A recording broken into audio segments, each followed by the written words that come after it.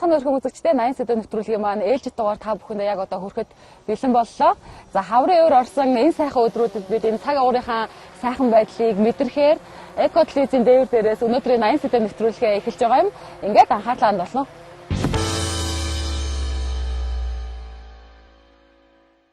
За 80 сэдв нэвтрүүлэг маань 2017 гарсаар эрхэм үзэгч та бүхэндээ хувь зорилготой бай, хувь хүнийхээ зүгээс өөрсдөө хөгжүүлье. За тэгээд бодлоо сайхан эрчимтэй байлгыг, гэгэн байлгыг хичээдэг маш олон сэдвүүд та бүхэндээ хүрсээр байгаа. За энэхүү сэдвүүдийг маань голчлон лектор хүмүүс, за багш нар, за энэ хувь хүний зөвлөгөө өгдөг хүмүүстэй ярилцаж хүргэж ирсэн. За энэ удаад яг энэ сэдвээр ярилцахаар өөрийнхөө л одоо нэгэн адил энэ нийгэмд залуусын нэгэн төлөөлөл болсон 3 сайхан залуутайгаа сайхан чөлөөтэй ярилцахаар ингээд дээвэр дээр гараад ирчихсэн хаврын уур амьсгалыг мэдрээ сууж байна л да. За тэгэхээр өнөөдөр миний зочноор Аз жаргал бие компанийн гүйцэтгэх захирал Бүрт Үжин маань хүрэлцэн ирсэн. Бүрт Үжиндээ ирсэнд баярлалаа. За мөн түнчлэг Монголын залуучуудын холбооны дэд ерөнхийлөгч Шинэхүү маань ирсэн. За мөн түнчлэг хүүхдийн тэрэгцэрд төслийн санаачлагч, хэрэгжүүлэгч, за мөн хүний нөөцийн зөвлөх үйлчилгээ үзүүлдэг мэрэгжилтэн болох Болормаа маань хүрэлцэн ирсэн байгаа. Тэгэхээр саяхан цагаан сар маань болж өнгөрлөө шүү дээ үндэснийг сайхан баяр маань тий. Тэгэхээр ер нь бич жил хэр үр бүтээлтэй өнгөрөө залуучуудын маань хувьд телевиз үзэгчтэй болон оролцож байгаа залуучуудаа бас шинэ оны бас мэнд хүргэе. Тэгээд би төхөн болвол одоо бичин жилд бол маш их амжилт бүтээл дүүрэн байлаа залуучуудын холбооны хувьд бол. За энэ жилийг бол бид нэр 2017 он за шинэ дахиад жилдээ бол бас олон ажлуудыг төлөвлөж байгаа. За тэр бүгдийг нь гэсэндээ хийн гэсэн бүтээн гэсэн юм зорилго чиглэлтэй бол ажиллаж байгаа. За бид нэр 2 сарыг бодол нэмийн урайтай байсан бол 3 сар ихтгэл нэмийн гэсэн урайтайгаар үйл ажиллагаа явуулж байгаа. За энэ үгдийн дунд өнөөдөр бас их сайхан гадаа хаврын салхи хүлээсэн чихүүн нөгөө хаврын салхи нөгөө хавирга нэвт одоо үлээн гэдэг тийм учраас бас тийм сайхан өдөр байна. Тэгээд залуу хүн болгон бас ирч хүчтэй дүүрэн цоглог цог золбоотой хэмэрлэг бас байгаа хаа гэж ингэж бас бодож байна. Тийм сайхан өдөр байна. Залуучуудын холбооны хувьд бол нэгэд үр бүтээлтэй байсан байна. Хувь хүний хувьд ер нь ямар үр бүтээлтэй, ололт амжилттай бас алдаа эмгэгдэл юу байв те? Мэдээж одоо бүхэл бүтэн жилийн хугацаа гэдэг бол асар урт хугацаа юм л да. 365 хоног тийм ээ. Тэгээд 12 сарын хугацаа байна. За мэдээж тухайн жилдээ тавьсан зорилго бас хүн болгоноос байдаг те. Тэр мэтчлэн ер нь бол яг өөрөө залуу хүн тэгээд одоо үе тэнгийнхаа залуучуудтайгаа хөл нийлүүл алхахын тулд дээрээс нь гадны боловсрол гэдэг асар их тийм боловсролын давлгаанд бас өртөж байгаа нэг тал та. Тийм учраас өнгөрсөн жилийн хугацаанд бол бас сурахын төлөө нэлээд зүйлийг бол одоо зарцуулсан гэх юм уу те цаг хугацааг ялангуяа зарцуулсан. Дээрээс нь бас тодорхой одоо төгсөх ангийн сурагч нар энэ төрд бол тодорхой их өөрийнхөө бас мэдж байгаа зүйлээс өөрөө бол нэг багш мэрэгчлэр төгссөн учраас бас тодорхой хэмжээнд хичээл заадаг л да. Тэгээ тэр боловсролын салбарын ер нь бол нэлээдэг бас хугацааг бол зарцуулсан байна. Миний хувьд бол тэгээ бас манай бүсгүүчүүд бас тий тухайн жилдээ бас ямар байсан. Өнгөрсөн 2016 оны үед бол нэлээд ололт амжилттай хүүнийхээ амжилттай үед дээрээс нь бас нийгэмд оруулсан сайхан хувь нэмрийн үед бас нэлээд ололттой байлаа. Тэгээ 16 онд яг бараа Австралид магистрийн зэрэг хамгаалаад ирсэн. Австралийн засгийн газрын төлөвлөгөөр. За тэгээд сурж явах хугацаанд бас нэлээд хүүхдийн тэрэгцийн цэгээ байгууллагатай холбоо бариад холбогдоод Монголдо ямар ч гэсэн эхний 166 хүүхдийн тэрэгцийн цэгийг оруулж ирээд одоо нэг 100 гаруйг нь тараачаад тэгээ үлдсэн 60 дээр нь бид нар эмэгтэйчүүдийн манлайлах хөтөлбөрт хамрагдаад эмэгтэйчүүдийн манлайлах хөтөлбөрийн гишүүдтэй хамтраад бид нар төсөл болгон хэрэгжүүлж байна. Тэгэхээр 16 оноод өгнөхөд бол маш амжилттай байсан. Тэгээд эмэгтэйчүүдийн зориг сангийн эмэгтэйчүүдийн манлайлах хөтөлбөрт хамрагдлаа. За дээрээс магистраа хамгааллаа. Тэгээд хүүхдүүдэд бас ээлтэй зүйл ингээд эхлүүлчтэй. Тэгээд 17 оны үед бас маш их зүйлийг хийж бүтээгээд өөртөө бас илүү хөрөнгө оруулалт хийгээд нэлээд төлөвлөсөн байж байна.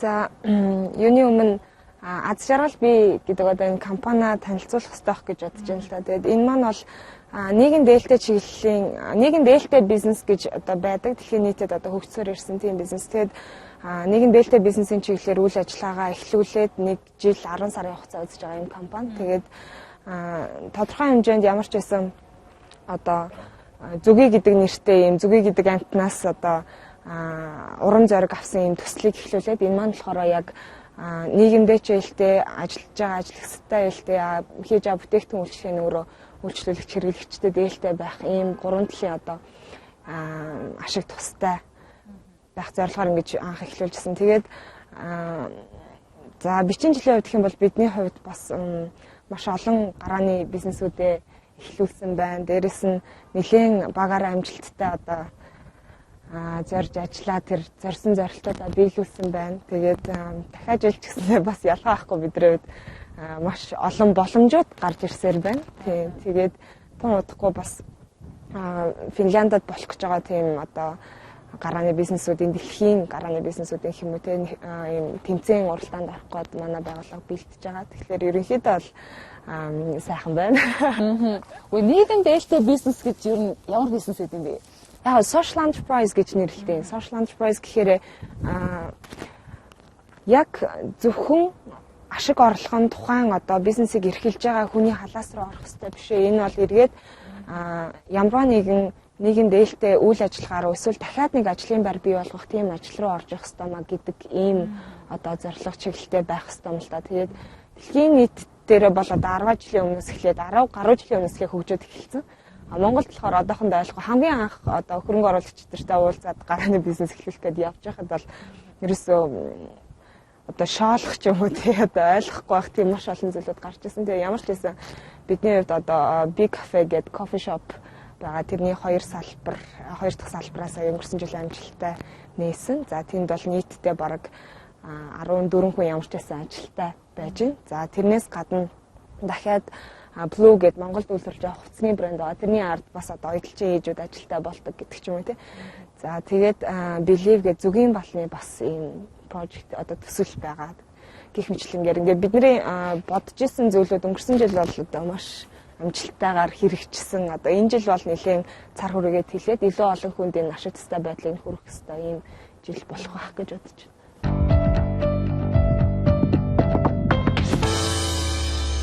Тэгэхээр одоо юу гэдэг юм бэ? Улс орн маань одоо яг хүнд хэцүү байдалтай цаг хугацаа өнгөрч जैन гэл те. Хүмүүс эдийн засгийн хүндрэл байна, бэрхшээл байна, гэл улс төртэй холбож जैन. Тэгээ цагаан сарын өмнө гэлээхдээ олоосын валютын сан маань гэл те. Асуудлууд байлаа шүү дээ. Ер нь энэ эдийн засгийн хүндрэл ер нь залуучууд бидний амьдралд ер нь яг яаж нөлөөлөд байгаа вэ? Та нарын амьдралд ер нь хэр нөлөөлж байна? Нөлөөлж байна гэж. Мэдээж юу шүү дээ. Яг залуучууд гэхээр нөгөө одоо 15-аас 34 насны хоорондох залуучуудыг авч үзсэн шүү дээ. Статистикээр бол яг тийм тоо баримтаар бол ярьдیں۔ Тэгэхээр яг энэ насны хоорондох нөгөө залуучууд яг ямар байдалтай байгаа вэ гэхээр ихэнх нь юм байт юм л яг судалгаан дээр бол дөнгөж шинээр гэр бүл болж байгаа. Дөнгөж шинээр ажлын байртай болж байгаа. Дөнгөж сургуулаа төгсөж байгаа гэдэг. Яг нэг юм болгоно нөгөө дөнгөж эхлээд орж байгаа тийм насны ангиллийнхан байгаа юм л да ихэнх нь. Нэг 28-аас дээш нь 34-ийн хооронд нь ч юм уу араагайг докторчж байгаа гэдэг ч юм уу тийм.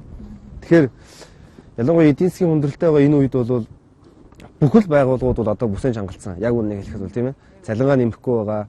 Тэгээ залуу хүмүүс мэдээж орон байртай болохыг хүсдэг. Байртай болж байгаа нэг нь бол байрны одоо лизинг тийм. Лизингийн одоо юу бол бас одоо хаагаад бас удажлаа шүү дээ. 6-7 сар болчлоо. Тэгэхээр нөгөө хувь лизинг ингээл олон асуудлууд байдаг. Тэгэхээр нөгөө нэг ёстой л нөгөө жинхэнэ урт хормоогоор хойд хормоогоо нөхдөг гэдэг шиг залуучуудын дунд бол тийм үзэгдэл бол олонхот нь бол бий. Гэхдээ бас нөгөө талд нь бол юу гэдэг нь бас боломжийг ашиглаж байгаа хэсэг бүлэг бас хүмүүс байна шүү дээ тий. Сул бизнесийн орон зай ч гэдэг юм уу, жижиг дунд үйлдвэрлэлийн орон зай ч гэдэг юм ингээл олон зүйл рүү бас орж байгаа хүмүүс бас байгаа. Орж байгаа залуучууд бас бий. Тэгэхээр тэднийг бас үүсэхгүй. Тэгэхээр нөгөө ололт амжилтыг дагаад бас нөгөө юу гэдэг нь сул орон зай үүсдэг. За нөгөө унж байгаа зүйлийг дагаад бас сайн зүйл ард нахаа үүсч идэх ч гэдэг юм уу тий. Ийм зүйлүүд бол мэдээж нийгэмд бол зөндөл байх гэж ингэж бодож байна. Ер нь бол маш их нөлөөлж байгаа. Тэрний илэрхийллийн ч гэсэндээ ер нь бол тэгэл өдрөөс өдөрт ч гэдэг юм уу одоо юу гэдэг юм байнгын нөгөө хэрэгддэг байсан бараа бүтээгдэхүүнийх нь үнэ нэмэгдээд ирэхээр ч гэсэндээ тэр чинь нөгөө шууд амьдрал дээр шууд мэдэгдэж штэ тий. Далхны үн 4 жилийн өмнө 800 төгрөгтэй байсан бол одоо хэд болцсон байгаа лээ тий. Одоо жижиглэнгээр дэлгүүрээс ширхгээр дэлгүүрээс очиод авахтал бөөний үнээр биш авахтал 1300 1200 гэл 4-500 төгрөг нэмэгдсэн байх шээ тий. Тэгэхээр бол олон зүйлүүд байгаа штэ мэдээж бодиттой байгаа штэ энэ бол. Тэгэхээр миний боддог нэг юм болохоор бид нэр өөрсдөө гараа хумлаад суугаад ямар нэг юм шүүмжлээд одоо юу гэдэг сая одоо гарч байгаа улс төрийн шийдвэрүүдийг ч юм уу те ингээ буруу шахаасаа илүү яг өөрсөндөө байгаа мэдлэг чадвар одоо гартаа байгаа тэр хэрэгслүүдэд бариад хийж чадах хэмжээнд хөдөлмөрлөх ёстой юм шиг санагдаж байна. Тэрний дараа бол мэдээж олон залуус хөдлөөд ихсний дараа нэг зүг рүү хараад ихсний дараа ороо нэгэн том хэмжээний өөрчлөлтүүдийг гаргаж болох байх. Тэрнээс зөөр удирдлага барьчаад одоо гарч байгаа нэвтрүүлэг ч юм уу те эсвэл ямарваа нэгэн одоо улс төрийн зүйлсийг шүүмжлээ те суух хамгийн амархан зүйл байхгүй. Тэгээд мэдгүй ажилгүйдлийн түвшингээр одоо нэлээд өндөр 70% ч юм уу те 70 орчим хувьтай баг ийм орны тоонд орцсон явж байна гэхэлэр танд ч гэсэндээ зүгээр л одоо байгаа боломжоор хийгээд хөдөлмөрлөхийн боломж байгаа шүү дээ гэдэг. Бол нөгөө хөдөлмөрийн зах зээлийн хувьд бол энэ бол нэг хамгийн том бодиттой нөгөө боловсон хүчин хөдөлмөрийн зах зээлийн боловсон хүчин сайтай тийм үеийн юм лээ бол манай улсын хувьд.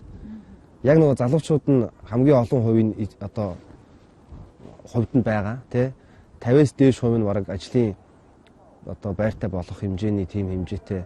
Дээрээс нь ажлынх нөгөө хүн хүчний тийм нөөц бололцоо сайтай ийм үе واخхой. 28 оноос хойш 30 оноос хойш гэх юм бол нөгөө яг энэ үеийн залуучууд ч мэдээж нас ахаад 50 гараад 60 хүн тий. Тэгэхээр чи нөгөө нэг тухайн үед нөгөө бүтээмж бий болгох насны хүмүүсийн тоон багасна. Тэгэхээр энэ үе бол үндсэндээ бол яг энэ үед байгаа энэ олон залуучуудыг ашиглаж одоо нэг талдаа ашиглах юм да. Муу үгээр хэлэхэд бол ашиглаж одоо бизнесээ босгож ирэх одоо тий том компаниуд бий болох ийм бололцоо бол байгаа байхгүй. Тэгэхээр манай залуучууд бас нэг талдаа яг ажил хийхгүй биш хийж байгаа. Гэхдээ нөгөө нэг үнэлэгдэх үнэлэмжийн хувьд бол хэр байгаа гэдэг чинь бас янз бүрийн алдаа тутлал юм шиг байлээ.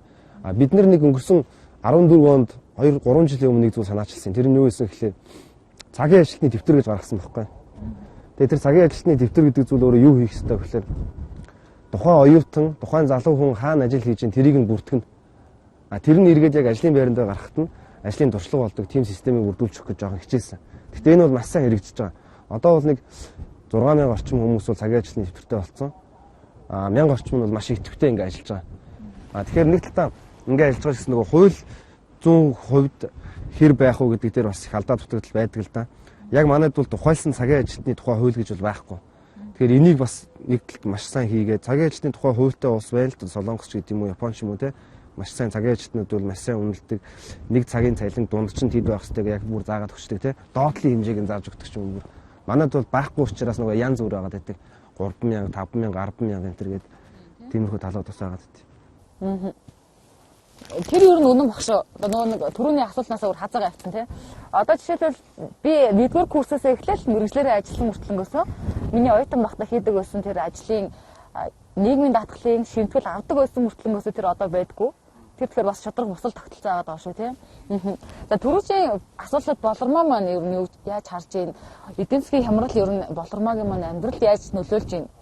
Эдийн засгийн хямрал мэдээж хүн болгоноос нөлөөлж байгаа. Тэгээ Монголын эдийн засгийн хувьд ч гэсэндээ нэлээд даагүй байгаад нэлээд одоо 2-3 жил болчихлоо шүү дээ тий. Тодорхой хэмжээнд мэдээж их нөлөөлж байна. За тэгэхдээ яг би арай илүү гэгээлэг юм яриа гэж бодлоо л да. Ягаад тэгэхээр өнгөрсөн 7 онд 2 сарын 9-нд бид нэр төсөлтөө зориулаад хандийн үйлчлэг зохион байгуулсан юм. Тэгээд төслийн маань плэт 50,000 төгрөгийн үнэтэй. Хүмүүс харахтаа ямар хүнтэй юм бэ те гэд айгүйх шүүмжилжсэн. Гэхдээ нөгөө талаараа 50,000 төгрөгийн маань яг тал хувь нь те төсөлтөө ингээ хандаг болоод очино. Тэгээд би 140 гаруй плэт зарах хэрэгтэй байсан. Тэгээд яаж зарнаа гэдэг яг хүмүүс ингээд эдийн засгийн хэцүү байхад юм үнтэй арга хэмжээ зохион байгуулж болохгүй штэ. Тэ ах хүн байгаа мó гэд. Тэгээ яг ерөөсөө ингэж яваад яхад бол хүмүүс айгүй олон талын хүмүүсийг хамруулж чадсан, амжилттай зохион байгуулж чадсан, 140 билетээ бас зарж чадсан байгаа. Тэгээд бас билетээ зархаасаа гадна яг манай хандийн үйлчлэг төрсэн хүмүүс анаас өөрсдөө карманаасаа тэ шууд манай хандийн хайрцагт мөнгө хийдэг. Дээрээс нь хандийн сертификат бичиж өгөөд би тэдэнд өрний тэ одоо хандив үргөө гэх мэтчлэнгээр бид нараас нэлээд 10 орчим сая төгрөгийг бас босгож чадсан үйл ажиллагаанаас. Тэгэхээр зэрэг яг хөө мэдээж эдийн засгийн нөхцөл байдал хэцүү байна гэдээ бид нэр гараа хомхоод бас суугаад болохгүй юм байна те. Хөгжлийн хөвшөлтэй хүүхдийн тэрэгэн зэрэг хэрэгтэй юу хэрэгтэй те. Эдийн засаг хэцүү байна гэдээ бид нар аргашаа суугаад юу ч хийхгүй байж болохгүй юм байна. За дээрэс нь хэрэг үнэхээр яг хүмүүсийн сэтгэлийг хөдөлгөж чадах юм бол өгдөг те. Өөрийнхөө идж байгаа хоол, магадгүй идэх хоол, магадгүй гэр бүлтэй зарцуулах мөнгнөөсөө бас баг ч гэсэн тий хумслаад бас эргээд нөгөө нэгэндээ сайн сайхан хувь нэмрээ оруулах гэдэг бас өгдөг хүмүүсээс зөндөө байд юм аа нэгдээс харсан. Тэгээ байгууллагууд бас дээрэс нь нийгмийн хариуцлага гэсэн хүрээндээ ингээд нийгмийн хариуцлагын хүрээнд тодорхой хэмжээний санхүүг бас төсөлсөн байдаг тий. Тэгээд яг хандив өгөө хамтарч ажиллаа гэх тэгэнгүүт бас хариуцлагатай дээрэс нь ил тод нээлттэй тийм төслүүд бас ховор байдаг юм байна. Одоо ховорч яг байх нь байдаг юм. Хамгийн гол нь чинь нөгөө ихтгэлцэлээр тогтож байгаа. Тэр эдийн засаг жоохон ингээд муу байгаа тэгэхээр чи би энэ дээр нэг жоохон итгэж чадахгүй те яаж хөө гэсэн хандлагатай. Тэгээ яг зөв хүмүүстээр яг зөв цагийг олоод очихвол туслах компани байгууллагууд хөө хүмүүс ч гэсэн зөндөө байна гэдгийг харж чадсан. За яг түрүүний хэлсэн поинтер нөгөө нэг телевизээ удирдлагыг бариад те хүн шүмлээ битээ суугаач өөрөө бас хөдөлмөрлөөч гэдгийг гэж хэлмээр байгаа. Ягаад гэвэл миний хувьд ч гэсэн би шинэ төгсөгч. Тэгээд өнгөж ноднон магистра хамгаалаад ирсэн. За тэгээд мэдээж ингээ хувийн компани ингээд ороод ажиллахаар мэдээж сайнтай оноотой тэгээд санаа нийцгүй зөндөө зүйлүүд гарна. Гэхдээ хамгийн гол нь хэрвээ чи өөрөө мундаг нь хамгийн сайн байж чадах юм бол өөрөө яг мэрэгчлэрээ айгүй сайн одоо уушид судалдаг, магадгүй байнга суралцдаг байж чадах юм бол чиний цалин байнга өсөх тий. Дээрээс нь чиний нөгөө нийгэмд үнэлэгдэх тэр үнэлэмж чинь илүү өсөх болно тий. Тэгэхээр илүү олон боломжууд бас нээгднэ гэж хэлмээр байгаа юм тий.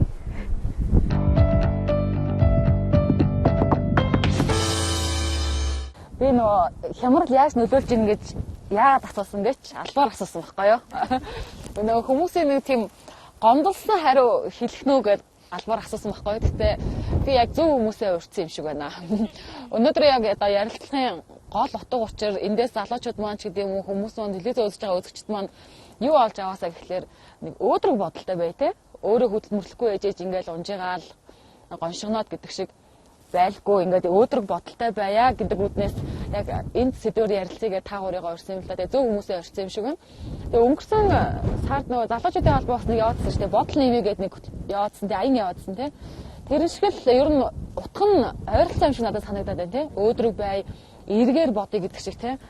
Бидний тэр хийж байгаа ажлууд ер нь санаа бол ерөөсөө ийшээ чиглэж байгаа л да. Гол утга учир нь бодол нэмийгээд одоо нэг Америк мөрөөдөл, хятад мөрөөдөл энэ төргээс үлээд гараад ирсэн чинь Америк мөрөөдөл нэлээд эртнийх. Хятад мөрөөдөл бол саяхнаас тийм ээ.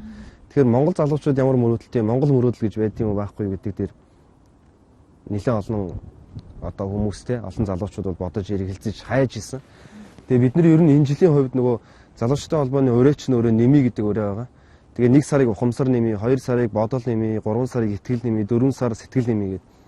Ингээ яваад 12 сарыг бид нар 12 өөр өрөөтэй.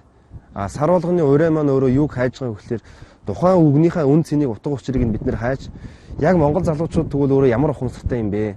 Тэ? Монгол залуучууд ямар бодолтой юм бэ гэдэг дээр нэлээд анхаарал хандуулъя гэж ингэж бодсон. Тэгээд мэдээж олон зүйл байгаа. Түрүүний манай болор магийн хэлдэг шиг нөгөө нэг хүн эрхийг яаж олж авдаг вэ гэхээр эрх гэхээ бүх хүмүүс тэгш эрхтэй юм шиг ингээ харагдаад байдаг. Гэтэл яг бодит байдал дээр бодит үнэн дээр бол хизээч хүн болгон тэгш эрхтэй байна гэж байхгүй тий. Тэр үл ойлгомжтой. Ангийн сурагч, ангийн багш хоёр ч өөр эрхтэй гэж таарч нэг нь хичээл заадаг, нэг нь хичээл заадаг. Үнэхээр шинэхүү гэдэг залуу морь уун чаддаг тий. Бүртөө морь уун чаддаг бол бүртөө морь уунах эрх байхгүй шүү дээ. Тэгэхээр хүн эрхээ яаж олж авах вэ гэхээр чаддаг юмараа л олж авна. Авьяасаараа тий. Боловсрлоороо мэдлэгээрээ хүн хийжээж, оролцож өөрийнхөө эрхийг улам нэмнэ. Тэгжээж л эрх нь нэмэгдээд байна ер нь бол тий. Хин чадвартай байгаа, хин авьяастай байгаа, хин зүтгэж байгаа хүнийх нь л эрх нь нэмэгдэнэ. Тэгэхээр яг энэ мэтчлэн бид нэр тэр бодлыг тэр итгэлийг, энэ итгэлийг, энэ сэтгэлийг тэр ер нь хүн өөрөө ингээд өөрлөгөө илүү хандах хэрэгтэй байна тий. Бусдын буруу надаас болдог, хохирлон нэргээд намайг хорлдог. Энэ бол агуу үг байгаа байхгүй юу? Бусдын буруу бол надаас болдог, хохирлон нэргээд намайг хорлоно гэж. Тэгэхээр бусдыг буруу зүйлийг нь хийснийхэн дараа шүүмжлэл суудаг тэр зүйл бол одоо ард өнгөрсөө тий. Тэгэхээр бид нэр эргээд нөгөө юу гэдэг бусдын буруу зүйл хийхээс өмнө урьдчилан сэргийлэх тийм үү? Нэг талдаа нөгөө талдаа бид нэр өөрсдөө тэнд яагаад очиж оролцож тэр зүйлийг нь зөв болгож болоогүй юм бэ гэдэг алхам алдаа гэдэг юм уу тий. Ийм зүйл рүү хилүүх явж байгаа. Тэгэхээр бодол нэмийн 2 сарын аян бол маш их үр дүнтэй байсан. Олон хүмүүс бодол яг хаана үүсдیں۔ Тэгээ бодол гэж ер нь яг юу юм? За эрэг бодол гэдэг нь юу юм те? Сөрөг бодол нь юу юм? Бодол үүсээд хүсэл болд юм уу те? Хүсэл нь үүсэж байгаа бодол болд юм уу? За бодол хүсэл хоёр дундаас мөрөөдөл төрд юм уу? За мэдээж тэгвэл уламжлалтайгаа холбох юм бол ухамсар нь тэгвэл юу юм те? Ингээд олон асуулт байд юм байна. Тэгэхээр энэ бүгдийг бол бид нэр өөрсдөө мал тайлж мэдэхгүй байгаа. Тэгэхээр олон залуучууд энэ зүйлийг ирж хайж олон хүмүүс ингэж ойлгоосоо гэдэг үүднээс нь бид нар энэ уриануудыг бол тавьчихсан байна. Нөгөө талдаа бодлыг, ухамсарыг те итгэл сэтгэлийг, мөрөөдлийг шашны талаас нь юу гэж үздэг юм? Тэ шинжлэх ухааны талаас нь юу гэж үздэг юм? Тэгвэл монголчууд тэгвэл юу гэж үздэг юм бэ? Тэ хятадууд юу гэж үздэг, Америкууд юу гэж үздэг энэ асуудлуудыг тийм үү? Энэ хүний дотоод сэтгэлд байдаг энэ зүйлүүдийг, энэ мэдрэмжүүдийг тийм ээ. Тэгэхээр эдгээр чинь бүгдээрээ өөр өөр утга агуулгатай, өөр өөр санаанууд юм байна л да. Ер нь бол. Тийм учраас бид нар энийг хайж тэр зүйлийг яг ойлгож, шин сэтгэлээсээ ойлгож нөгөө нэг бусдын буруу надаас болдог гэдэг дээр тэ эргээд хохирлон намайг хорлдог шүү гэдэг энэ том ухамсарын энэ зүйлийг ойлгуулахын төлөө энэ зүйлийг өөрсдөө ойлгож авахын төлөө ингэж хичээж явж байгаа. Сурж авахын төлөө. Яагаад гэвэл бид нар шинэсэн залуу хүмүүс шүү дээ. Төгс хүмүүс биш те. Төгс хүмүүс гэхээр нөгөө нэг одоо багш гэдэг юм юу гэдэг юм те. Сар том мэдлэгтэй болсон нөгөө Нобел аваад байгаа хүмүүс байдаг ч юм ийм зүйлүүд байна л да. Мэдээж одоо энэ цаг үед чинь бид нэр хайх зүйл маш их байна. Яг үннийг хэлэхэд бол залуучууд бол бодох зүйл маш их байна. Шинжлэх ухаан мухардалд орж байна те. Одоо бүр ингэ цаашаа хөгжихгүй болчлоо. Одоо яах вэ гэдэг зүйлийг дэлхийд даяараа ярьж хайж эхэлж байна. Тэгэхээр бидний үеийн залуучууд тэгвэл энэ дээр яах ёстой. Зүгээр өдөр тутмынхаа ажилд нухлагдаад, дарлагдаад тэ эдийн засгийг хямарсан хямраагүй гэж маргалд мэтгэлцээд хин нэг шүүд суухын оронд бид нар бараг дараагийн алхам руу явах ёстой юм шүү гэдэг ч юм уу тэ. Ингээд асар их том өргөн царай үрээт юмуд гарч ирдэм байна л да. Тэгэхээр энэ бүгдийг л ойлгохын төлөө тэгээ бүгдээрээ хамтдаа ойлгохын төлөө ингээд явж байгаа. Залуучуудтай холбоо.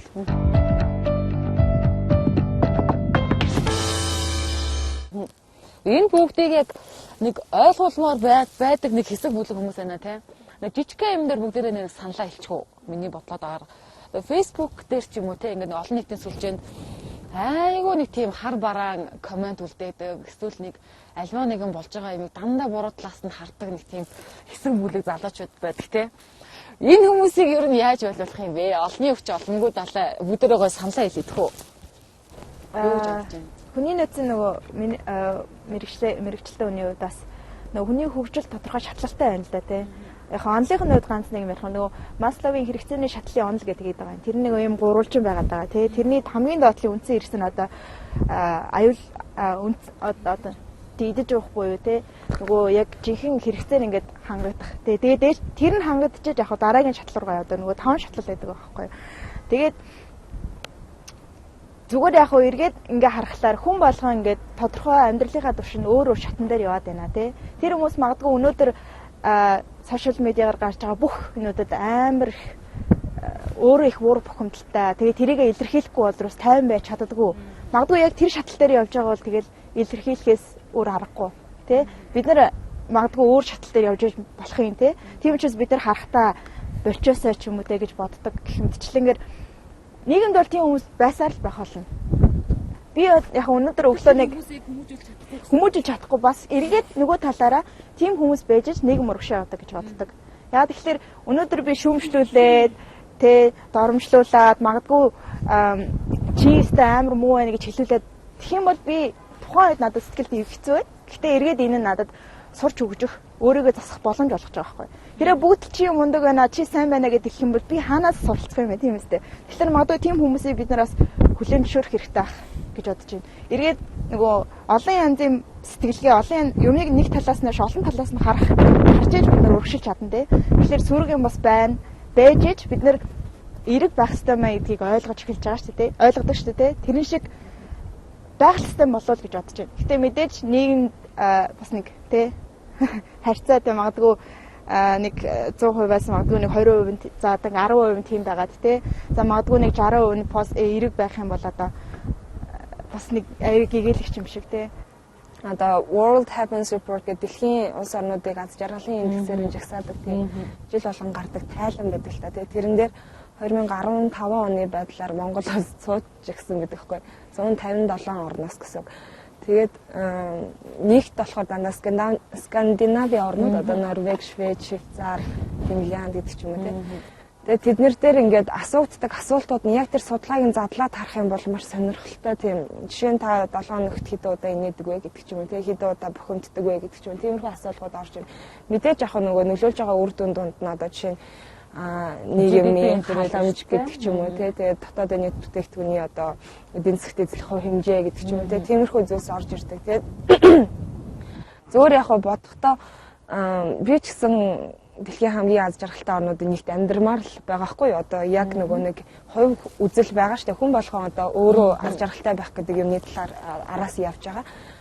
Тэгсэн хэрнээ одоо их орноо ороход явах уу гэвэл бас айгүй сайн ойлголт. Тэгэхээр зүгээр нөгөө нэг өглөө болгон өөрийгөө зоригжуулж босож хичээд хинч надад цалин тавихгүй те хинч намайг сайн байна гэж хэлэхгүй тийм нөхцөл байдалд ажиллах шаардлагатай болж ирж байгаа. Гэхдээ тэр үедээ ч гэсэндээ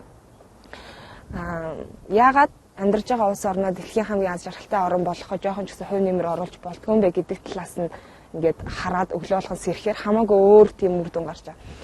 Нөгөө талаасаа гэх юм бол яг саяны ойлголтууд нь одоо ийм гүн ухааны одоо юу гэх юм бэ?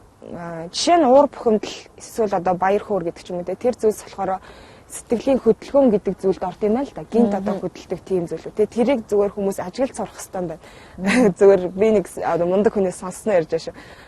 Тэгээд эсвэргээрээ сэтгэлийн автагдал гэж бас юм байдаг. Тэр нь юу вэ гэхээр одоо жинхнээсээ тэр одоо муу сөрөг коммент эдрийг үүсгээд байгаа, бодол үүсгээд байгаа тэр юмнууд атаархал, гомдол тэр зүйлс тэрэнд хүн автагдснаа мэдгүй өөрөө ирэхгүй орж явт юм л хамгийн амир нь. Тэгээд тэгэхээр яах ёстой гэхээр тухайн сэтгэлийн хөдөлгөөн автагдал зэрэг тиймэрхүү юмнуудыг бид нэр дотроо нэг юм ажиглаад одоо яг уураа гаргаж ирж урдаа барьж байгаад ч юм уу энд тэндээс ингээ харж марахаар энэ чи ийм юм байд юм биш үү гэдэг ч юм уу тэр талаас нь ингэж харж явах юм бол илүү арай нэг одоо заавал тэр нь чам таалагдахгүй төлөө янз бүрийн бичээл тэгээд бидний зүгээр нэг бодож явах хэрэгтэй юм.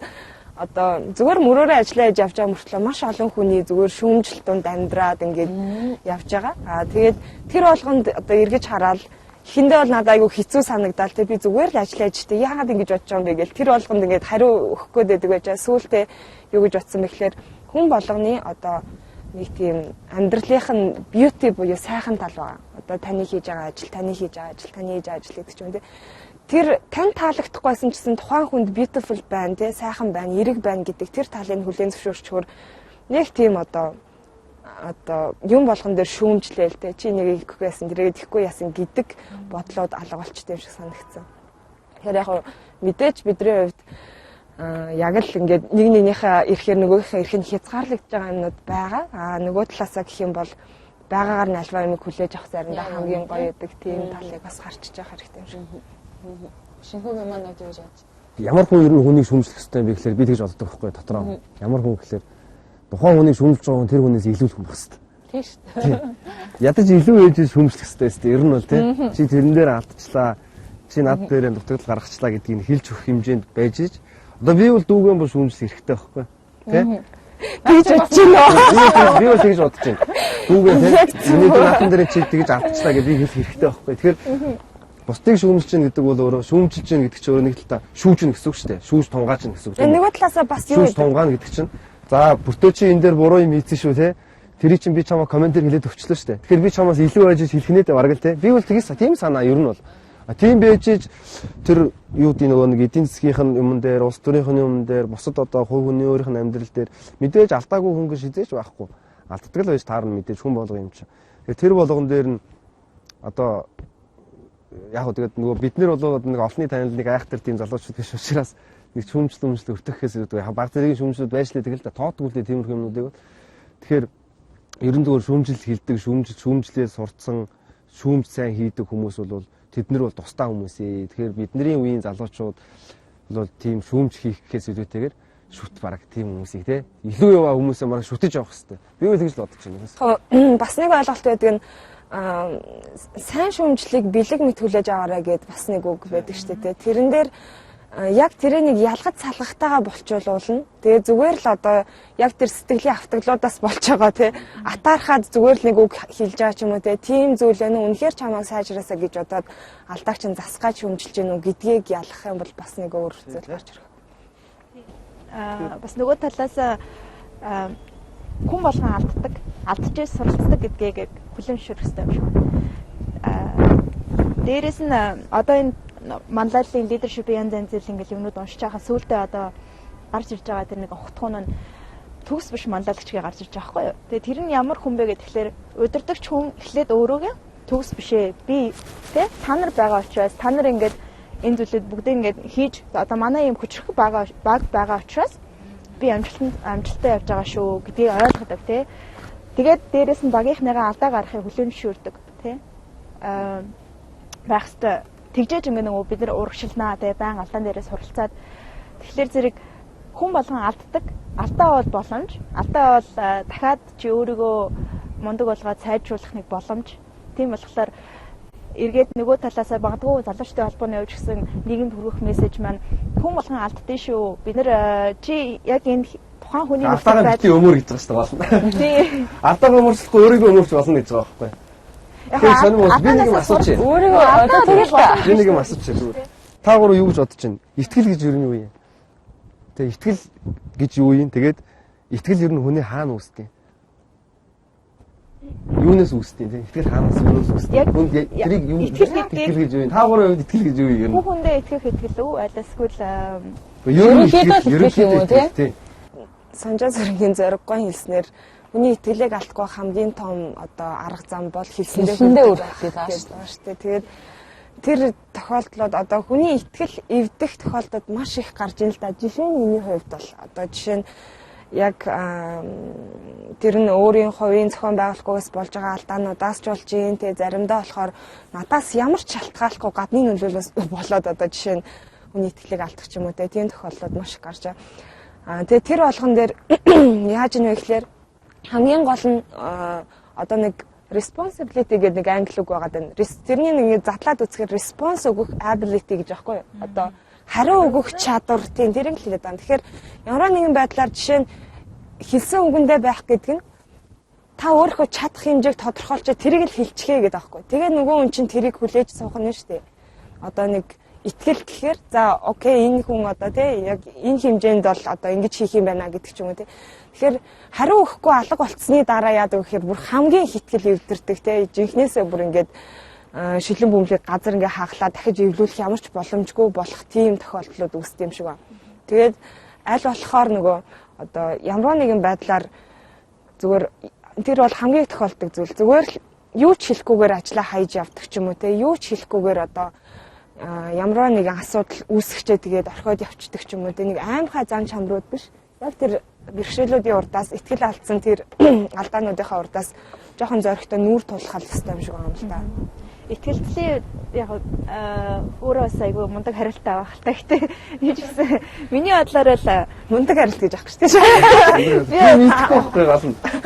Мэдхгүй асууж ном уншиж хахад бага амлаж одоо нөгөө хийж чадах айгүй мундаг чадах хэснээс арай бага амлалт тэрнээс арай бага амлалт өгөөд ихийг хий гэдэг. Тэгжээш итгэлцэл өсөх юм болов. Бас нөгөө талаараа эцэг эхчүүд хүүхдээ хүмүүжүүлэхдээ бас өөрөө тэг хүүхдээ амсан амлалтаа биелүүлж чаддаг. Том болоод эргээд хүүхдүүд маань үлгэрч чаад тэг тэгж хүмүүжиж чаднаа. Тэгэхээр зэрэг магадгүй бид нар чинь нөгөө хөгжиж байгаа нийгэмд явж байгаа учраас итгэлцлийн асуудал бас маш хурцаар тавигдж байгаа юм болоо гэж бодоод байгаа. Яа тэгэхээр ингээл тэрэгцрийнхаа нөгөө төслийг барайл байгууллагуудаар ингээл яваал уулзахлаар чинь хамгийн түрүүнд энэ итгэж болох хүн гүн үгүй юу гэж хараг нүдрөө харж байгаа байхгүй тий. Айгүй олон хүмүүс миний итгэлийг алдсан. Би чамд яагаад итгэх ёстой юм бэ те гэх мэтчлэнгээр би болохоор надад бас тэгээ тэр итгэл гэдэг юу яг нөгөө түрүүний хэлсэн хариуцлагатай байдлаас эхэлнэ. Хариуцлагатай байдал юунаас эхлэх вэ гэхээр нөгөө хүмүүжлтэй сургуульдаа чи яг даалгавар хийдэг байсан уу одоо юу гэдэг чинь те олон жилийн хуримтлагдсан нөгөө одоо нэг үйлдэлүүд шүү дээ. Behavior одоо зан чанар зан харилцаанаас эхэлнэ. Төлөвчтэй болов. Тэгснээс би итгэл хүлээх ёстой гэж айгүй мундаг зорилго тавьчаал. Тэгэл тэрийгэ бүлэглэгээл хүн болгонд yes тийм гээл те хэлэл яваад ах нь бас эргээд нөгөө талаараа зүг байж чадахгүй юу? Чин сэтгэлээс хэлэх юм болов. Эргээд тийм. Одоо миний энэ үзэж тууслаа хэдхэн жилийн хугацаанд те хайр гэдэг агуу хүчтэй зүйлийн дараа орох яг маш хүчтэй зэвсэг юм шиг байна. Яг тэр нөгөө миний бол гол баримтлж яадаг зарчим хүний итгэлийг алдахгүй байх л гэдэг зарчим. Тэгсэн чинь ингээ бодоод соожсэн чинь нэрээ тэр хүний итгэлийг алдахгүй шүү гэдэг зарчим намайг ер нь бол нэг хүн болгосон юм шиг те. Ингээ суулгаж байгаа юм шиг, хүнгээ суулгаж байгаа юм шиг. Тэгэхээр маш хүчтэй зэвсэг юм шиг байна. Яг ингээ ургаж төлжиж бүр ингээ цэцгэлж дэлгэрч идэг те. Тэгээ тэр итгэлээрээ хүн бас бүр амжилтанд ч хүрч болохоор айгүй том зэвсэг юм шиг санагдаж байна. Шинэхүү маань ер нь шинэхүүд ер нь ямар хариулт байгаа гэсэн юм. Над хариулт байхгүй. Би зүгээр Та яадаг юу гэж бодсон юм бол гэж бодсон. Чи юу Ялгаагүй зүгээр итгэл яг би бол итгэл гэдэг бол зүгээр мэдрэмж юм шиг байна. Мэдрэмж яг ижлэх бодолтой ижлэх. Шал өөр мэдрэмж итгэл бол. Тэгээд тухайн хүний түрүүний болгомогийн хэлдэг шиг ерөөсө хүний хүмүүжлийг хаана үүсдэг вэхээр гэр бүлд нь үүснэ шүү дээ мэдээж хамгийн анхны шатныхан. Дараагийнх нь тэрний гадналтын хүрээл нь найз нөхөд, тэрний гадналтын хүрээлийнх нь ажлын хамт олон тийм найзууд өөр ингээд бүр ингээд гараад ирэхээр нийгэм тийм нийгмийн уур амьсгал болоо явчихна. Тэгэхээр тэр бүх зүйл дээр үүсэж байгаа дотоод мэдрэмжүүд гэж байна шүү дээ. Бодол, санаа, хүсэл те мэдээж бүх дотоод мэдрэмжүүд байна.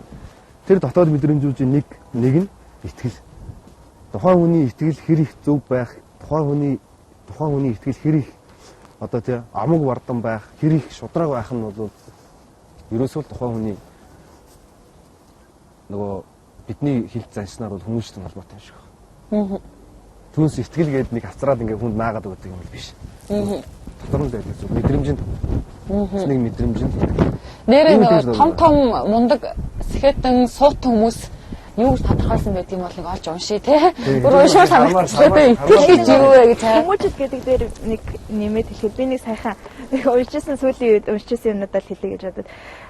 Хүүхдийг ингэдэм юм байна л да. Одоо чи ардаа гаргаж штэ те. За айгу мундаг юм хэллээ те. Айгу одоо найзтай туслаа, магадгүй найзтай идчихсэн зүйлээ хуваалцлаа гэдэг юм бол нөгөө үйлдэлийг нь цаашаахаасаа илүүгээр чи те сайхан сэтгэлтэй хөөгчүү гэдэг өөрийнх нь нөгөө character буюу яг зан чанарыг нь яг одоо өөрөө хувь хүнд нь хандсан байдлаар ингэж айгүй магтаж эхлэх юм бол нөгөө хүний яг одоо энэ жоохон байхаас ахуулаад ингэ нөгөө үнцэн гэдэг байгаа штэ эрхэмлэх үнцээс тэр нь ингээд айгүй зөв төлөвшөж эхэлдэг гэнэ. Жишээлбэл би худлаа ярьдаггүй ягаад гэвэл би худалч хүн биш учраас. Ягаад тэгэхээр тэгж бодож байгаа тийм хүчтэй үзэл санаатай байгаа нь ээж аав магадгүй чи худалч биш шүү те гэд чи худалч хүн биш гэдэг нөгөө хувь хүнд нь хандсан тийм зөвлөмжүүдийг одоо юу гэдэг чинь цаашаалуудыг аягүй хэлдэг байсан. Зүгээр худлаа ярьж болохгүй гэдээ орчих юм бол тэр үйлдэл нь юу юм бэ? Тэгсээс надаас өөр одоо өөрөөр надаас ангид зүйл болчихж байгаа байхгүй юу? Хувь хүнд нь хандсан байгаа гэх юм бол энэ нь илүү ирээд хүчтэй ингэж тухайн хүний дотор яг зүрх сэтгэлд нь хүчтэй тогтцдаг үн зүйлс болоод тэгээ том болоод магадгүй тэ мундаг хүмүүс болоод ирэхээр одоо юу гэдэг чинь тэ худлаа ярьж ярина гэдэг бол би биш гэдэг ингээд бүр ингээд тогтцдог гэдэг байгаа байхгүй юу?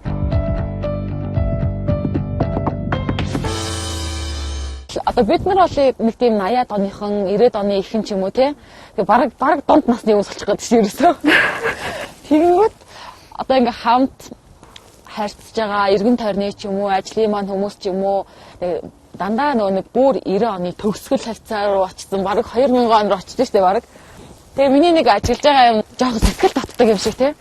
Одоо нэг ажлын талбар дээр гарч ирээд ч юм уу хамт олонныхоо дунд ч юм уу нэг тийм сэтгэл дутж байгаа зүйл аюух ажиглагддаг штэ тий.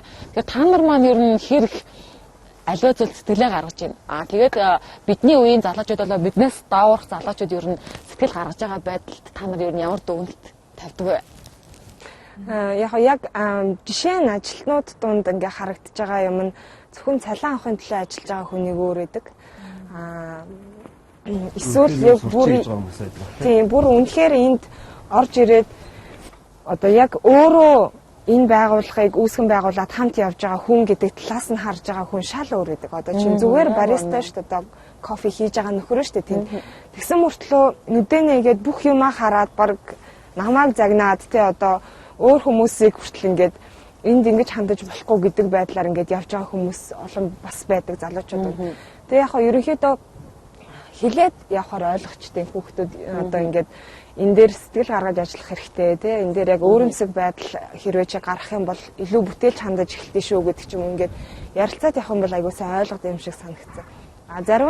Зарим нэг тохиолдолд одоо миний өөрийн хувийн үн зүйлтэй эсвэл байгууллагын үн зүйлтэй бүр ингээд тэс хөндлөн явсан тиймэрхүү зүйлс дээр бол бүр ингээд хаднаас хатуу хандах хэрэгтэй. Тэгээ үнэхээр энэ болтгоо маа гэдэг нэг тийм сайн одоо ташуур ч юм уу те сануулгах ч юм уу тийм юм байх хэрэгтэй болж ирж байгаа. Зарим нэг зүйл дээр бол алдаа гаргасан тохиолдолд бүр ингээ хөнгөөр зөөлхөн байх тохиолдлууд хүртэл гарч ирж байгаа. Тэгэхээр яалтчгүй энэ зүгээр л нэг одоо сэтгэл гаргах юу яах гэдэг асуудлаасаа илүүтэйгээр ямар ч хүнд хэлэх юм бол ойлгочих юм болов уу гэж бодож байгаа. Миний хувьд болохоор тийм болохоор жишээ нь ажилд заавал одоо хамгийн шилдэг нь орох ёстой гэж боддгоо.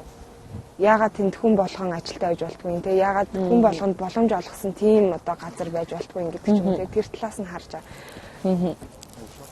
Яг нөгөө хүний нөөцийн дахиад хүний нөөцийн менежментийн хувьд болохоор сэтгэлтэй ажилтныг бий болгох, engaged ажилтныг бий болгох гэдэг янз янзын айгуу том ухтхан ардны явдаг л та. Тэгээд олон арга техникүүд, системүүд, менежментийн арга барилуд байна. Гэхдээ миний бодлоор яг сэтгэлтэй ажилтан байх хэсэг нь хувь хүн өөрийгөө нөгөө түрүү олсон хэсгээс айгүй шалтгаалтай байна. Би яг ямар хүсэлтэй юм бэ, ямар пашнтай юм бэ гэдгийг мэддэг байх юм бол тий яг тэр пашн дээр яг тэр хүсэл зорилгынхаа дагуу ажил болоод тийчин. Тэгээд тэр ажлаа хийхээр айгүй чанартай хийдэг. Яг тэгвэл би юм сурж байгаа юм чинь тий би ийм ирээдүг төсөөлсөн ийм хүсэл мөрөөдлийн төлөө ажиллаж байгаа учраас гээд нөгөө бараг дарга цэрэг одоо юунаас захирлуудаасаа ч илүү тий өөрийнхөө ухамсараар маш хөдөлмөрлөж эхэлдэг л дээ. Баян өсөж хөгжиж идэг, сурталчж идэг сэтгэлгээтэй хүн би болчихсон хангалттай гэж боддог тийм сэтгэл. Хоёр одоо нөгөө англиар ярих юм бол growth mindset learning fix mindset гэж байгаа байхгүй. Тэр нь болохоор бидний бас л ятгаагүй бага ахын хүмүүжлээс ингээд автчихдаг. Ядаа ихлээр жишээлбэл миний амьдрал дээр ингээд хараад үзэх юм бол одоо ингээд намайг жоохон баг тий хөөрхий толгой мотой юм байгаа юм тий миний охин одоо яаж амьдрандаа хэмжлээ үе би аюуг сонсдог гэсэн байхгүй. Ярихлаар ингээд манай эгчдүү хоёр одоо аюу тоондоо мундаг амар лаг харьцуулагдаад би уг нь бол анги дээр тоондоо сайн байхгүй юу. Тэг гэртээ ирэхээр харьцуулагдаад толгой мотод орчин. Тэгээ манай хоёрыг болохоор зэрэг энэ хоёр толгой сайтай өвөөсөө сайн явнөө тий. Одоо энэ манай муу охин яандаа гэл тий толгой мотой гэх. Тэгээ эргээд ингээ харах юм бол би надад ямар сэтгэлээ төлөвшсөн гэхээр би байнга суралцж явах хэрэгтэй юм тий. Яг тийм сэтгэлгээ тогтцсон байгаа таахгүй. Манай хоёр болохоор зэрэг би хангалттай би толгой сайтай юм чинь гэдэг аль хэдийн тогтцсон өөрийгөө аль хэдийн би болцсон хангалтайгаа үзсэн сэтгэлгээтэй. Тэгээд цаг хугацаа өнгөрцсөн байнга суралцж байгаа нь яг хөө мэдээж илүү одоо амжилттай байна тий. Одоо би амжилттай байгаа л та гэж. Гэхдээ тэр тэгж хэлэх гээд яг хөө зүгээр тэр яг тэр энэ сэтгэлгээний ялгаанаас л ах шиг юм. Миний бодлоор.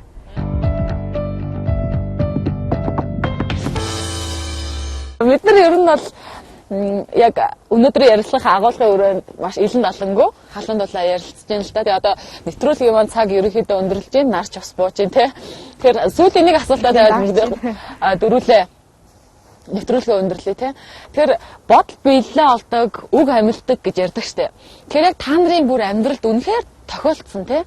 Бодол чинь биелэлээ олсон, үг чинь амьдсан тийм гоё тэр инспирэшн өгөхөөр нэг тийм гоё хариулт хэлээд нэвтрүүлгээ өндөрлөхөө бүгдээрээ.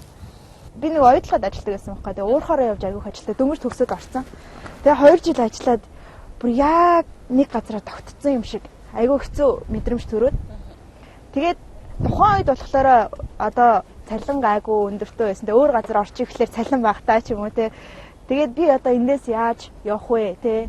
Яг мөрөөдлөө бичиж эхэлсэн байхгүй. Тэр нь болохоор зэрэг за би те 3 жилийн дараа гэхэд яг магистрт сурна те. Гэтэ тэр нь 100% тэтгэлэгтэй байна. Яг тэгэхээр би сургууль цаг хугацаагаа зарцуулахыг хүсэж байгаа учраас те. Тэр нь гадаадад байна. За хоёрдугаар гэх юм бол би одоо магадгүй эд материалын тим юмтай болцсон байна ч юм уу те. Яг ингээд би мөрөөдлөө 3 зүйлийг төвлөрж бичсэн. Тэгээ эргээд харахад яг биелсэн байгаа даа байхгүй юу. Тэгээ яг тухайн үед ингээд мөрөөдлийнхөө төлөө хөдөлмөрлж явахдаа яг энэ сэтгэлгээ, эрэг үзэл хандлага те бодол биелэлээ олдог гихмчлэнгээр айгүй бол тэр талаар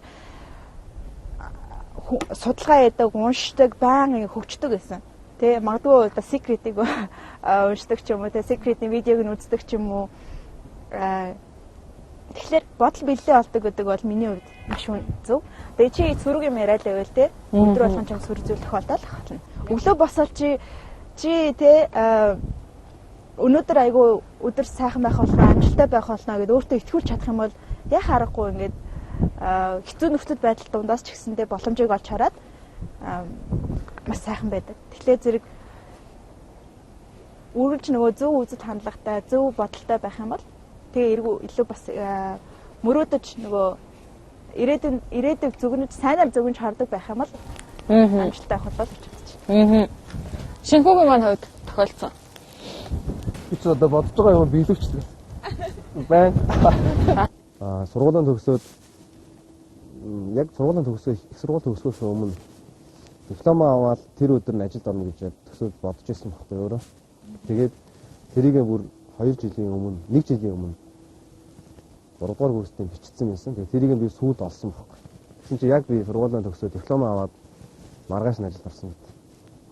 Тэр өдөр нь ажиллаад. Тэгээд дараа нь тэр цаасан юуны тэмдэглэлийн төлөвийн голыг харчаад ер нь хүн ингээд яг бодцоод те тэр зүйлээ ингээд биелэгчсэн биелэхгүй ч гэсэн ер нь ингээд төсөөлж бодож мөрөөдөж тэгээ мөрөөдсөн зүйлээ сайн хүсэх хэрэгтэй юм ер нь одоо мэдээж бодож байгаа юм аа те би тэр хүнтэй заавал одоо те тэр зүйлийг хамт хийх хэрэгтэй гэж бодсон бол нэг бол тэр байгууллагад орчиж би заавал тийм амжилт авах хэрэгтэй гэж бодсон бол нэг бол би өөрөө тийм нэг хийж бүтээгээд тийм том зүйлийг бий болох хэрэгтэй гэж бодсон бол те тэрийг ер нь хийх хэрэгтэй юм байна л да. Хийжээж нөгөө тэр бодит болж хүний мэдээж нөгөө сэтгэл хангалуун байх те тэр зүйл нь ингээд бий болдог. Тэгэхээр тэр бол миний хувьд бол бас тийм сонин тохиолдол байсан. Бодож байсан зүйлээ тухайн үедээ биччихсэн. Тэгээ яг тэр нь дараа нь бол ингээд бэлдсэн байхад бол бас сонин юм лээ. Ер нь ингэх ёстой мэн гэдээ би бас дараа нь хэд хэдэн зүйл биччихсэн. Яг бүгдээрээ нээсэн. За мундаг. Бүртээ манайд надад нэг юм шиг санагдаад байдаг хгүй. Би яг одоо ингээд их сургуулаад өнгөрч төгссөн жоохон охин гэж өөрийгөө бодох юм бол миний урд ингээд маш хүчтэй урсгалтай гол урсаад тэгээд миний амьдралын бүр ингээд эцсийн зорилго нь те за чи 80 настай бүртээ болчиход хаана авах юм бэ гэдэг тэр одоо ойлголт шүү дээ. Би яг яаж амьдрах юм бол хүн шиг амьдрахтэй гэж өөрийгөө хэлэх юм те хаана хүрчээд эсвэл одоо юун дээр очисны дараа ээж маань намайг сутга учиртай төрүүлсэн байна да гэдэг ч юм уу те тийм үгийг хэлэх юм бэ гэж бодоод анх энэ хийж байгаа ажлаа сонгож байсан байхгүй. Тэгтээ тэрнээс тэгээд дүүр ингээ боцсон ойлголт нь тэр маш ширэн урсгалтай гол донд ингээд чулуунууд байгаад амж санагдсан. Тэгээд тэр чулуун дээр за хамгийн ихний ажилдаа орж штэ хүн. Эхний нэг алхмаа хийгээд тэр чулуун дээр гიშгэж байгаа. За юугаач мэдгүй ямар ч байсан ажилд орно гэдэг зорилготой. Тэрний дараа жоохон байжснаа за одоо энэ чулуун арай том юм шиг байна, суур сайтай юм байна гэдэг ч юм те. Ингээд яваад байдаг. Тэгээд өөрийнхөө яг тэр зорилго гэж харах одоо би бүх одоо энэ байгаа амьсгалж байгаа хугацаагаа юунд зарцуулах вэ гэдгээ харах тэр зорилгоо олоогүй байгаа тохиолдолд залуус хөвчлэн ингээд төөрөөд идэв шүү. Энэ чулуун гоё юм байна, энэ нь илүү юу юм байна, энэ нь тийм байна те. Тэнт хүрнэ гэдгээ мэдсэний дараа яадаг вэ гэхээр бараг ингээд чулуун байгаагүй нь мэддэхгүй усан дор орцсон нөгөөдгөн доороо ингээд амар хөдөлдөг ганхдаг те хизээ мүдгүй унчхад бэлэн тийм зүйл дээр энэ бол миний зорилготой хүрэхэд хамгийн ойрхон одоо аваачч болох чулуу юм а гэж зорилготой тэн дээр очиж гიშгдэв шүү. Тэгээд тэр үйлдэл маш олон хүмүүсийн зүгээс зүгээр чи тэнэг юм уу те чи одоо ийм алхам хийхдээ яад юм гэдэг ч юм тийм одоо ойлголтуудыг гаргаж ирдэг. Гэхдээ яг тухайн үед тэр бэрхшээлийн ард гарснаар өөрийгөө төсөөлсөн тэр бодлоо штэ. Тэр энийн ард гарчаад би ийм байж ах болон шүү дээ тий өөртөө маш сэтгэл хангалуун өөрийнхөө зарчимд үнэж байсан жанжин шугамдаа үнэж байсан энэ бүх зүйлийн ард гарчаад би ийм байна шүү дээ хэдийгээр одоо надад тэр чулуун маш жижигхэн буюу мөнгө алга ажил алга юу гэдэг тийм байлаа ч гэсэндээ би ийшээ явсаар байна гэдэг тэр бодлын итгэх одоо тэр хүч хамгийн эцсийн зорилгод хүрэхэд хамгийн том түлхэц болт юм болов гэж үзсэн. Тэгээ яг тэмдэглэлийн дэвтэр дээр угаасаа л хүмүүс маш их юм бичдэг баг. Тэмдэглэлийн дэвтэр дээр бичсэн юмнуудаа дараа нь биелхийг гарах сайхан байдаг тийм зүйлс бас зөндөөлөдөг тий. Тэгээ хамгийн гол нь чи амьдралаа юунд зориулах юм бэ гэдэг тэр зорилгоо бичээсээ зүгээр л нэг машинтай болох юм шүү. Одоо байртай болох юм. Уулын оргилоо бичээрэй л гэдэг ааш. Тэр уулын оргилд юу байна? Юунд хүрэх чинь тэрийг хэлж байгаа. Тэгээд яаснараа чи зүгээр машинтай байснараа байртай байснараа энэ амьдрал бүх зүйл сайхан болох гээд байгаа мó гэхээр бас хүмүүс тийм гэж хариулж чаддгүй учраас чи амьсгал авж байгаа тэр одоо мөч бүрээ юун зарцуулах гээд байгаа юм бэ гэдгээ бодож байгаа тэр зүйлээ бичээ. Тэрэндээ итгэх юм бол бүр ингээ бүр хамгийн аз жаргалтай хүний нэг болж хоёр хойш шүү. За баярлалаа. Бид дөрөв ч гэсэн айгүй эерэг бодолтой өөдрөг хүмүүс учраас нэвтрүүлгийн 50 минутын туршид хаврын энэ зэвэргэн салхитай энэ өдөр Экотлизийн офисын дээвэр дээр ингээ сайхан хүүтэн салхин донд маш халуун дулаан яриа өрнүүллээ шүү дээ тийм. Ингээ гоё гэдэг шиг. Тэгээд өнөөдрийн 80 сэдв нэвтрүүлгийн маань хүлээн авч үзсэн эрхэм үзэгчдэд баярлалаа. Ялангуяа залуучууд маань одоо зөв бодолтой байгаарай, эерэг бодолтой байгаарай, эерэг бодлоо биелүүлж байгаарай. За тэгээд мөн эерэг үгийг амнаасаа өргөлж гаргаж байгаараа хин нэг магтан сайшааж аз жаргалаа дандаа илэрхийлж мэдрэмжээ хуваалцаж байгаараа тэгээд тэр сайхан эерэг үг нь дандаа амилж байхын, амжилтанд хүрч байхын өөдрөг хүслийг эрхэм үзэгчдэд дэвшүүлээд бид дөрвийн зүгээс нэвтрүүлгээ өндөрлүүлж байна. Дараагийн 80 сэдвээр эргэн уулзтлаа. Түр баяр та.